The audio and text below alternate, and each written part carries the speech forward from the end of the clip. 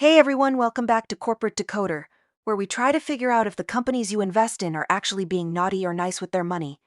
Today we're peeling back the layers of a routine filing from News Corporation, but sometimes those routine filings hold the most interesting little tidbits. Stick around to see what we uncovered. So what is really going on here is a peek into News Corporation's stock repurchase programs. Think of it like this.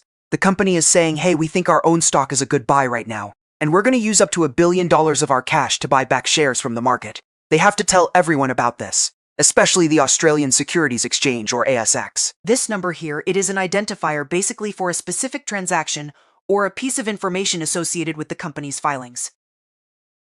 In this context, it is likely a reference number for the repurchases or related disclosures. It is like a serial number for corporate actions. This part tells us specifically about the class of common stock. News Corporation has different types of stock, and this indicates that the buybacks can include their class of shares. It is important because different classes of stock can have different rights or values, and this one is about their Class B common stock, similarly showing that these shares are also part of the repurchase program. They are making it clear that they are willing to buy back both types of their stock to return value to shareholders or perhaps to manage the number of shares out there. The filings here are all pointing to the 17th of October 2025 as a key date. This is when these specific disclosures or transactions were relevant or reported. It helps us anchor the information in time, giving us a snapshot of what was happening with the company's stock buybacks on that particular day. This is important because it lists the actual stock that is traded on the stock exchange.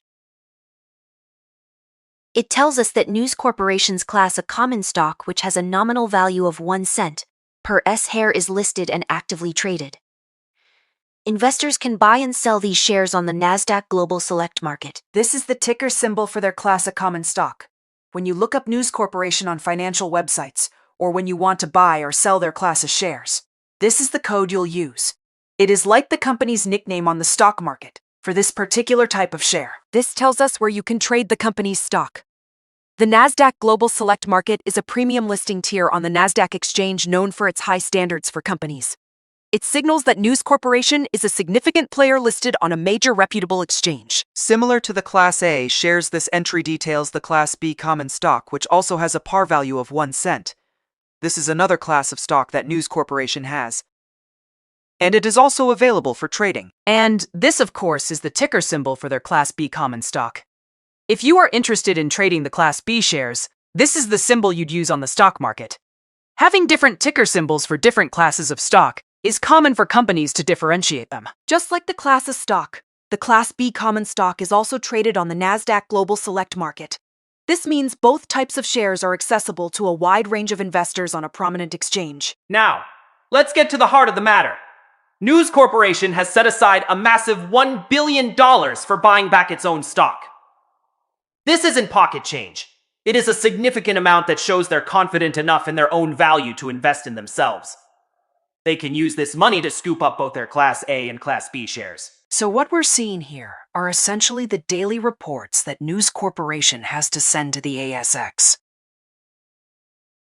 These are the nitty-gritty details of their stock buyback activities.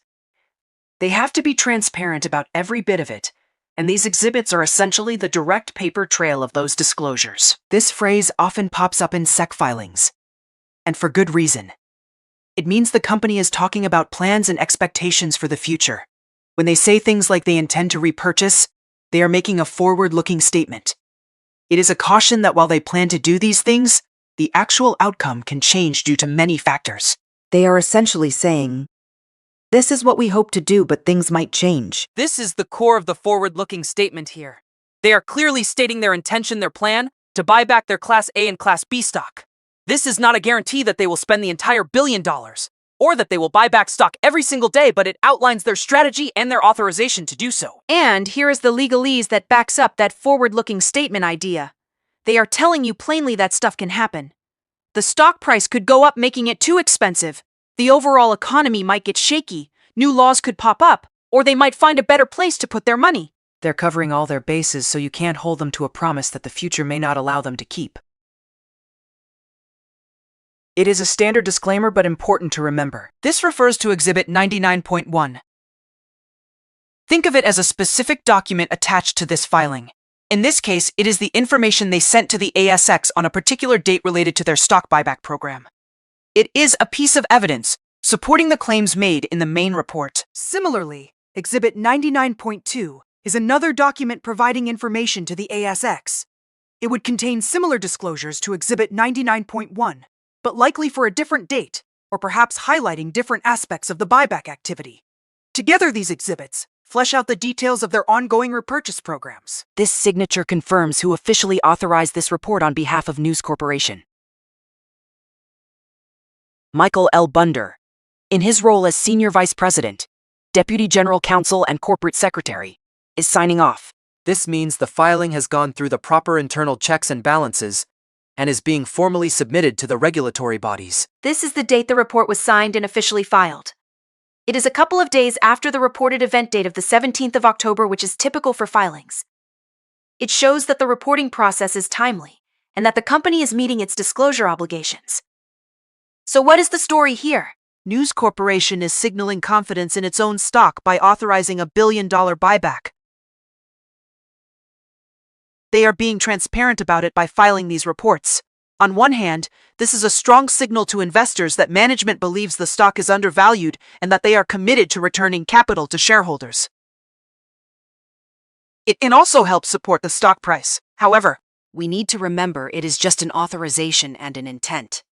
How much they actually buy back will depend on market conditions and their own financial flexibility. They are also rightly pointing out that many things can influence whether they actually execute on this plan. from a Warren Buffett perspective, I'd be looking at this and thinking, is this a disciplined use of capital, or is it a distraction from core business growth? $1 billion is a lot of money. If the company is truly undervalued and has strong future prospects, then buying back stock makes sense. But if they are doing it just to prop up the stock price, or because they don't have better investment opportunities, it is less appealing. We'd need to see their actual financial statements to understand if this buyback is coming from strong free cash flow, or if it is a sign that they are struggling to find growth avenues. Without seeing those numbers, the buyback itself is just an announcement of intent. So, to wrap it up, News Corporation is putting some serious money on the table to buy its own shares. It is a positive signal meant to reward shareholders and show confidence. But as always with these things, the devil is in the details, and we need to see how it all plays out in actual execution, and if it aligns with our overall business strategy for growth. All right, that is our quick decode of this News Corporation filing. What is your take on these stock buyback programs, and what do they signal for the company's future? Let us know in the comments below. If you found this analysis valuable, hitting that like button really helps us out, and make sure you subscribe for more corporate deep dives.